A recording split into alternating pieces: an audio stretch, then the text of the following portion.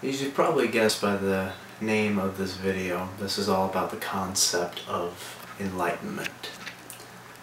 Now, I'm sure most of you probably have this notion that enlightenment is some kind of Buddhist Zen goal that all monks try to ascend to, a higher form of enlightenment, or you think enlightenment is about learning more about various subjects as you study your things in school. But to me, enlightenment is something a little bit different. Enlightenment is not taught by one single individual, nor can it possibly be taught by a single institution.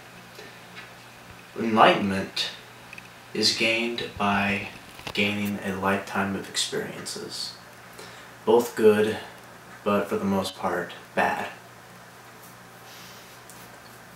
I consider myself to be an enlightened person, though that does not necessarily mean a good thing, as I will explain later on. But as I've already said, enlightenment comes from a lot of bad experiences. And in my short years on this earth, I have experienced quite a few of them. And I know there are people out there who have experienced far more than I have, and may have different thoughts on this subject than I do. But they're entitled to their prerogative, and I am entitled to mine.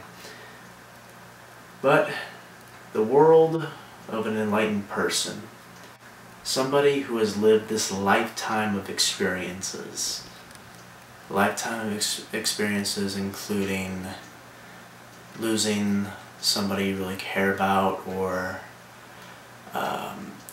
experiencing some form of abuse early on in your life, or just flat out being some sort of social outcast, can really enlighten a person early on in their life as to what they can expect down the road.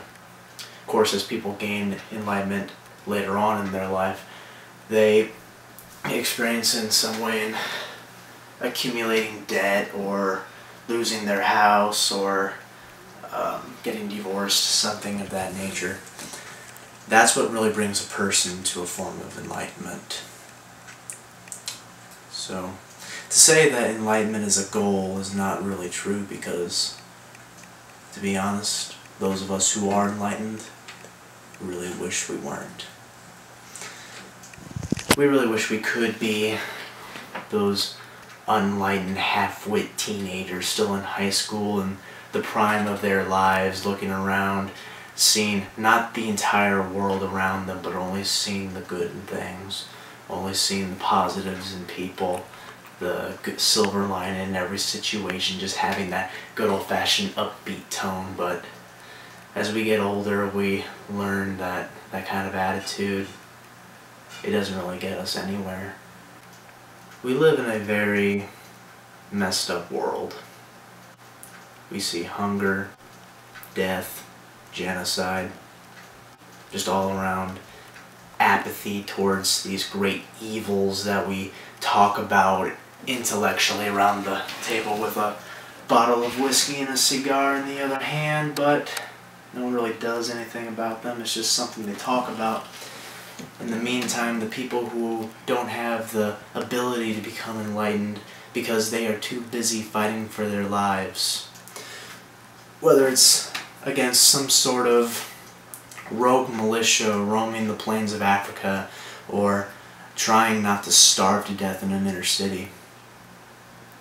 It's those people who are really become enlightened, but they don't possess the abilities to really export that wisdom throughout the world, because they are too busy trying to survive.